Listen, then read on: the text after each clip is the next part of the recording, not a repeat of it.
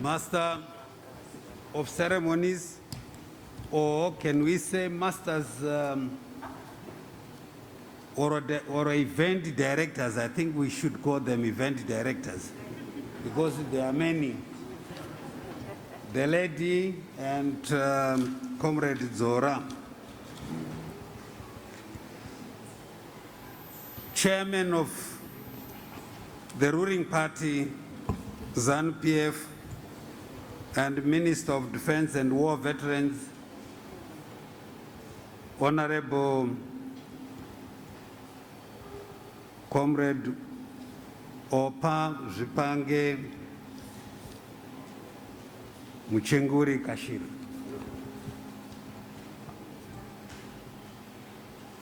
The author and our host,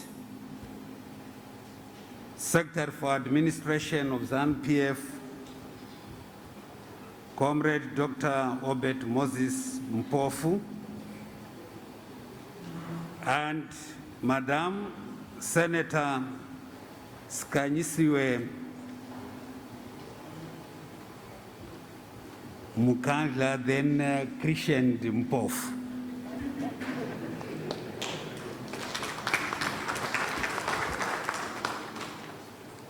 The Mpofu and Mkanja families, we recognize you.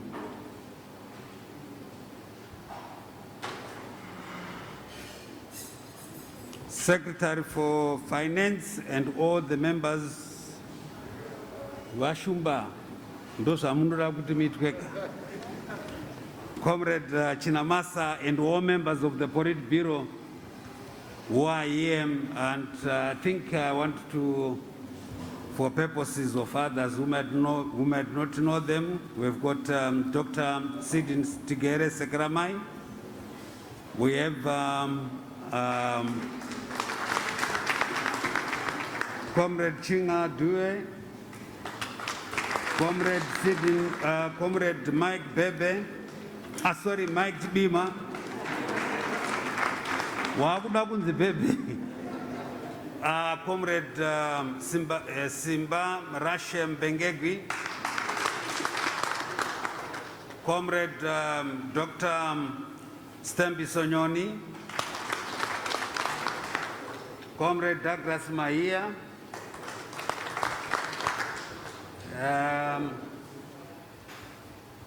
Ungwe, Comrade Ungwe Varipana. The Muyuti, Comrade Chirau, Avandianava, or Awodimamba, Vachawi Abu Papaya. And we have got Comrade Chinamasa of Bakutaura. I don't think I want to raise him, but we have got Comrade Machacha. And we have got members of the Central Committee, Zirimuno, and our party workers, Vakawanda Chaizwa Rimuno. O Veswatataurava, work party headquarters under Comrade Dr. Moses kana Comrade Obet Mpofu. Vataunganira pano.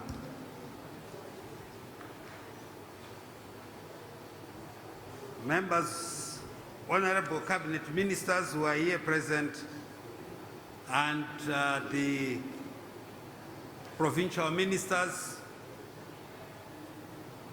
of state and devolution, honorable senators,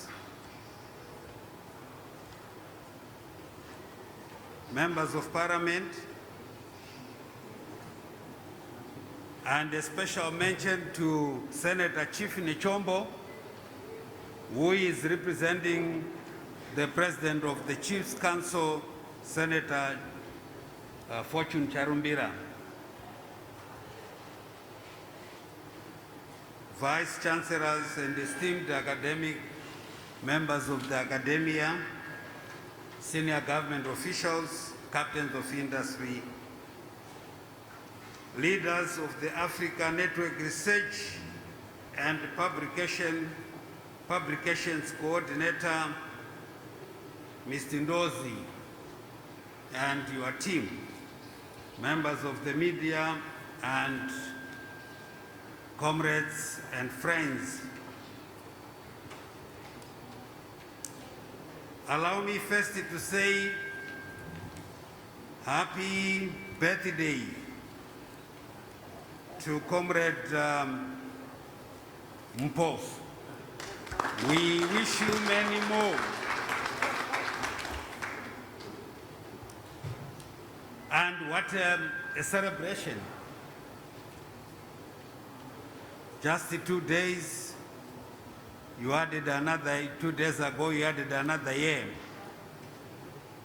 And we all pray and wish you many more, and pray that the Almighty God gives you good health.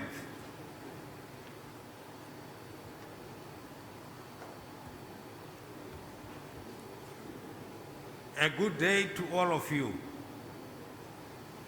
The anti-imperialist agenda would be a piecemeal milestone if the frontline participants of our liberation struggle are not proactive in reflecting on the role of the gun in the birthing of the post-colonial state in Africa.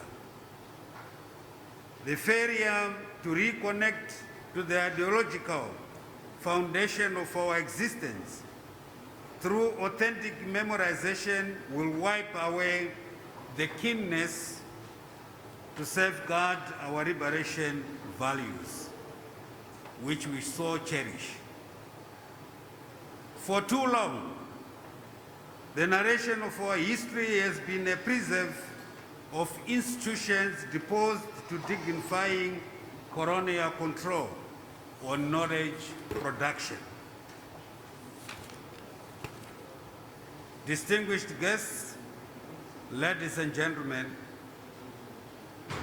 it brings so much delight that today we launch a monumental ideological preservation masterpiece in the form of Comrade Dr.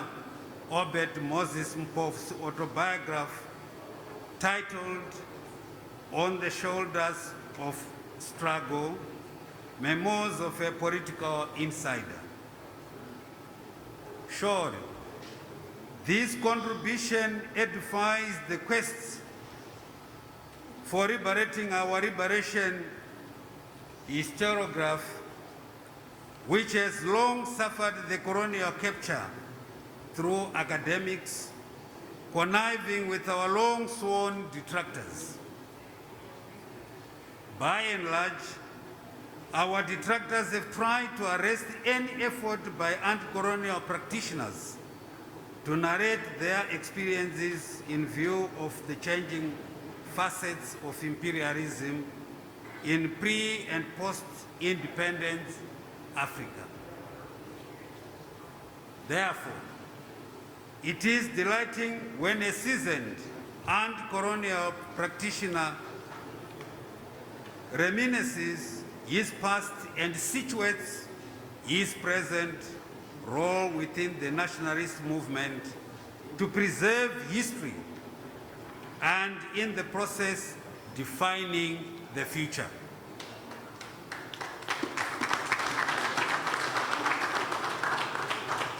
On the shoulders of the struggle, Memoirs of a Political Insider philosophically projects the need for Africa and Zimbabwe to situate the founding ethos of our decolonization agenda in tackling neocolonialism by the jugular vein.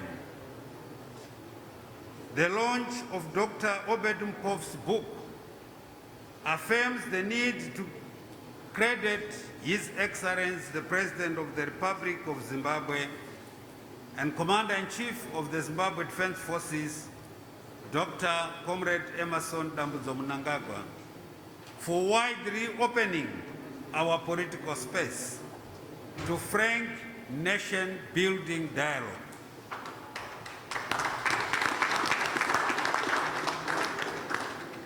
This publication affirms the existence of free political thought attached to the Second Republic.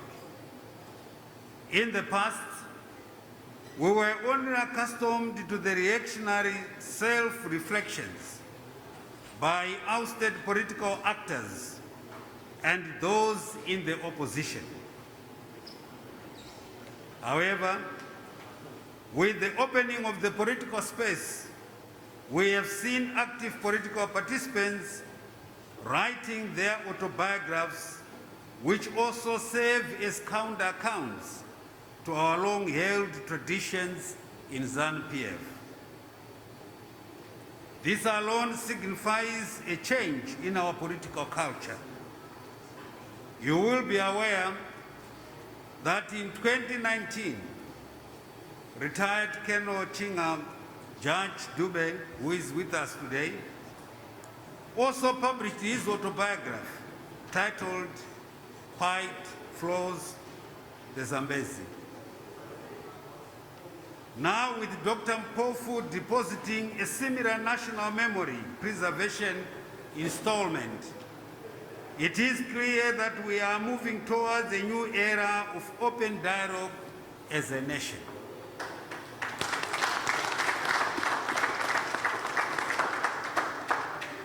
After an extensive interface with Dr. Mpofu's life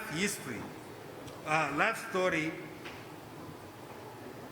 I got to reconnect to the ZANU's ideological calibration, oath dating back to the armed struggle that, and I quote, "We are our own liberators," unquote. Through this dictum, we adopted a highly confrontational path to topple colonialism. The gun became the only contrivance to our resolve towards total self-liberation. Likewise, today, we are assigned to the call of being our own liberators by taking up the pain. It's no longer the gun, but we must take the pain. In this respect, the author should be applauded as he has acquitted himself in both respects, as we sought for freedom through the barrel of the gun, and of course, in the contemporary, through the barrel of the pen.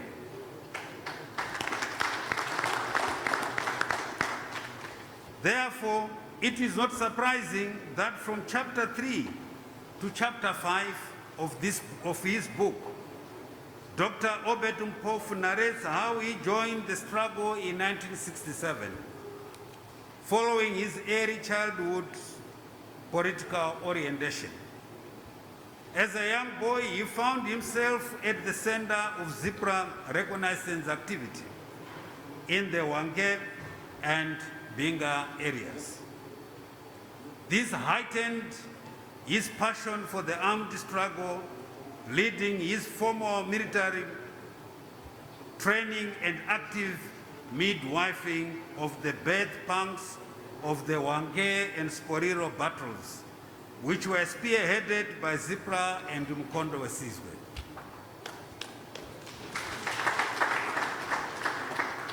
Fast forward to post-independent Zimbabwe, Dr. Mpofu, who was a graduate from the University of Delhi in India, got employed as a trainee manager at Zim Papers and later a senior civil servant in the Customs and Excise Department, which we now call ZIMRA, before actively joining the then ZANU-PF and assuming the reins of ZANU-PF Provincial Treasurer, Central Committee, Politburo, and Cabinet membership. It was no mistake that young Obed Mpofu joined the present-day ZANU-PF, having been a tested product of combat revolutionary tutelage in Zambia and Tanzania's Morogoro camp. Dr. Mpofu's transfiguration from ZAPU roots to being a full-fledged member of then ZANU-PF in the early 1980s, as confirmed in his autobiography, substantiates the mutual ideological inclination of our nationalist movements. The symbiotic inclination, let me take that one again. The symbiotic inclinations of our liberation movements to the national question were rooted in the embryonic anti-colonial phases of our struggle, which inspired the formation of the Southern Rhodesian African Nationalist Congress, the SRANC, National Democratic Party, NDP, and ZAPU. The formation of ZANU in 1963 remains evident in the maturation of the liberation cause and the mandate expansion of the nationalist movement. As such, Comrade Mpofu's account invites critical readers of Zimbabwean politics to analyze how the protagonist contradiction within the nationalist movements facilitated broad-based attacks on the colonial system.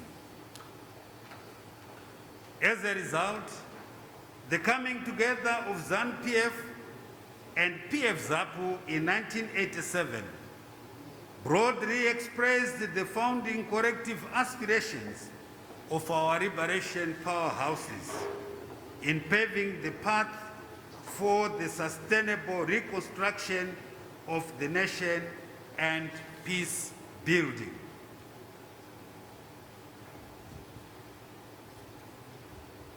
Zimbabwe will always be in safe hands under ZANU-PF.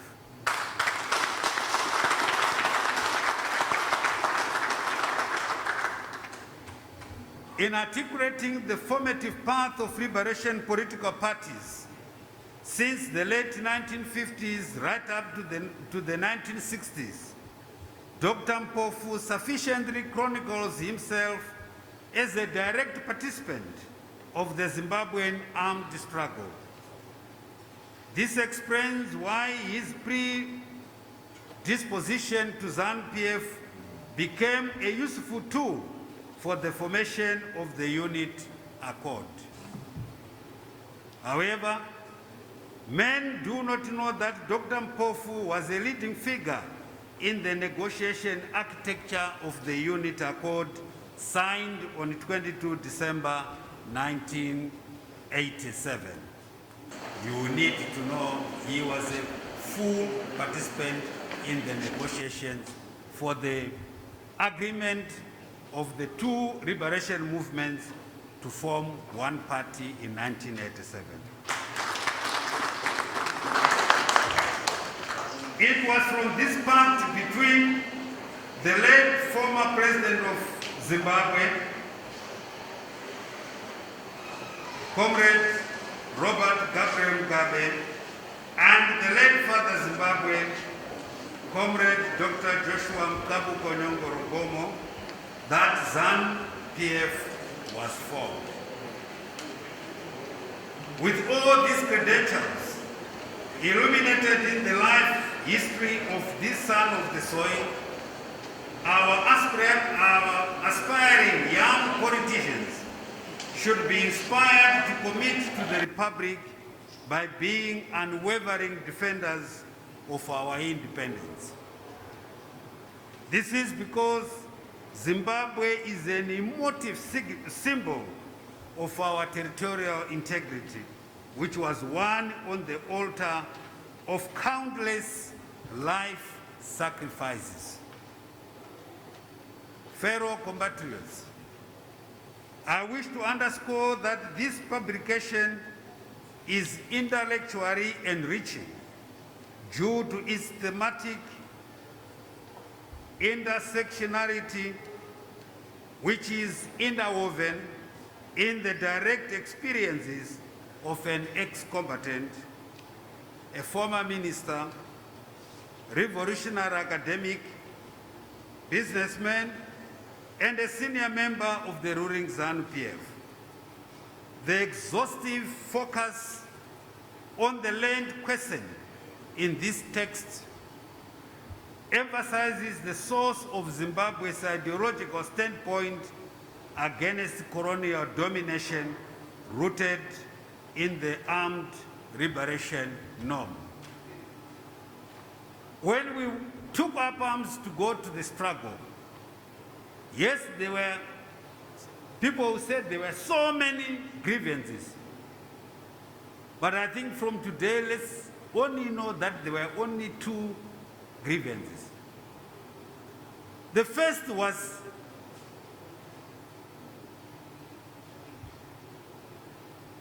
to be called Zimbabweans and fly our national flag just like any other country. The second was to liberate our soil, our land. This is why you hear our president saying, land has come and has been reunited with its people. And the people with their land. And it will never, that is one thing we must never give back to anyone, no matter what. This is why we went to the struggle, and that's why thousands, over 50,000 of our precious, the blood of our precious people perished. It was to liberate Ivwiri. Nokuti ndora takapuwa na Mwari, arifanirwa kutorwa nomumwe munhu zvakare. As a result, Dr. Mpof's book emphasizes the role of the fast-track land reform program as the pivot of contested partisan discourses in Zimbabwe from the late 1990s up to the early millennium. For Dr. Mpofu, the starting point to political democracy is economic democratization. The author invites the reader to a bigger scope of reading the context of post-colonial power contestations beyond selective rhetoric of rehearsed concerns around human rights and good governance.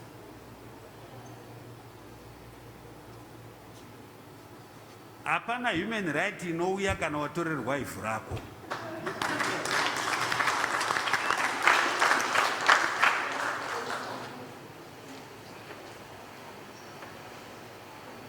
Muvhu ndo matakabva, muvhu ndo matinodzokera.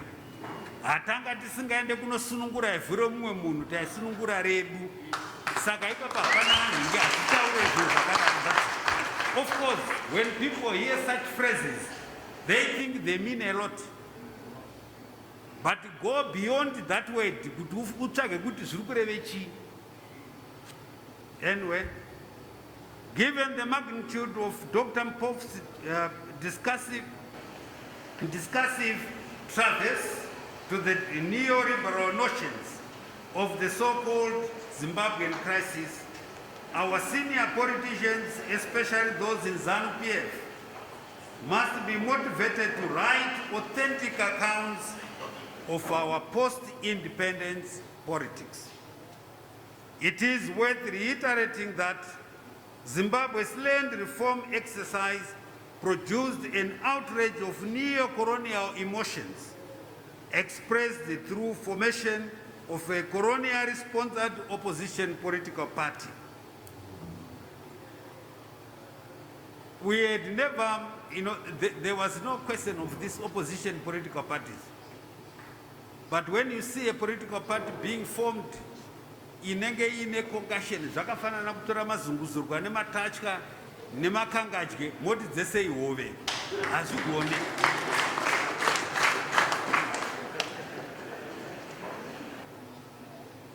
Saka most of our people shipishiri vanongofamba kuita fanika zvidhambakura kungo chatairasisa mombe dzairasika kati chichitarira chiita chidhambakura rovera musoro padombo choti bho tichiimbira tichifunga kuti kuimba kwatiri kuita chiri kunzwa music wedu gambirwa ayewa iyo iyi nhingi yacho inongova zviri muropa handiti kuti kana chaenda padombo chingonotamba chingorovera musoro isaka itaifunga kuti kuimba kwatiri kuita chiri kufarira music wedu mozokeukamona mombe hapana.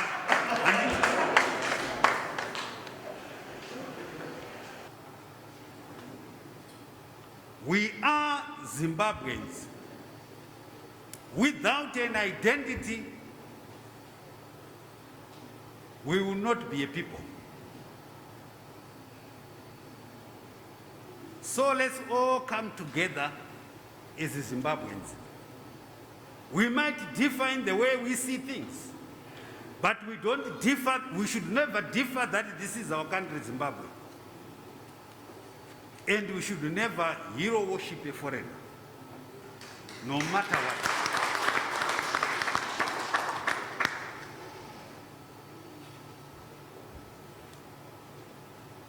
In buttressing this point, Dr. Mpofu argues that the land reform program produced the reactionary academia, which was amended by the Archbishop of Colonial historiography, the late Professor Terence Ranger, who had been initially known as a friendly force to our liberation struggle until he turned his back against the very peasant consciousness which he claimed to defend through his historical advocacy. However, I think we know Terence angari pa investor vahungwe ndo dzaishamwari dzenyuka idzi. However, Professor Terence Ranger was later involved in spearheading a nationalist, acrimonious narrative which desperately seeks to dissuade our people, especially our war veterans, from writing their history. To this end, we have seen how the late founding father of the First Republic, Comrade Robert Gabriel Mugabe, has been historically reproduced as a dictator simply because he actively challenged white monopoly capital by launching the Land Reform Program. It is in this pretext that Dr. Mpofu's reflections are significant in expressing the revolutionary movement's consistent tradition of consolidating the liberation struggle. As a result, I found the last two chapters of the book important, particularly in explaining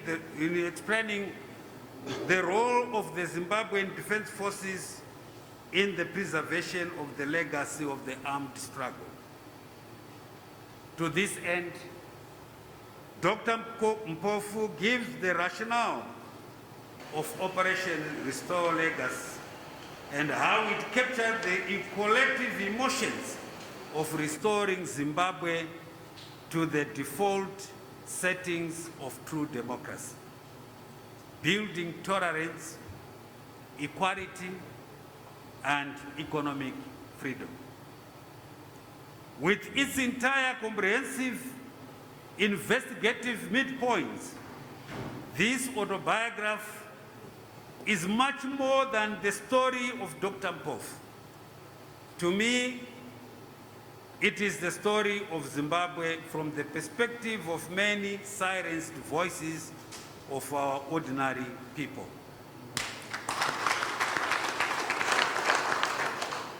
It is from this simplicity that the book is not just about power, guns, and blood. It also re-centers Dr. Mpofu as a family man with so much affection for his wife and family. Therefore, I recommend the book for those young men who may want to extract some romantic, charming genius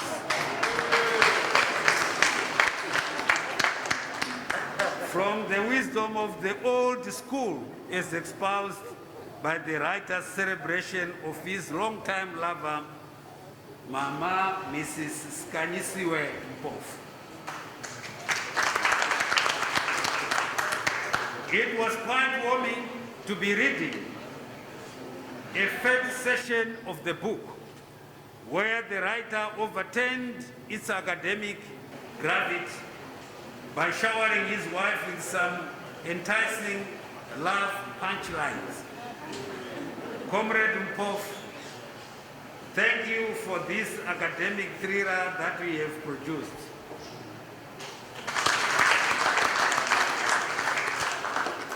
Ndinoti makorokoto amhlope kwalumba lokoloko party party. Congratulations.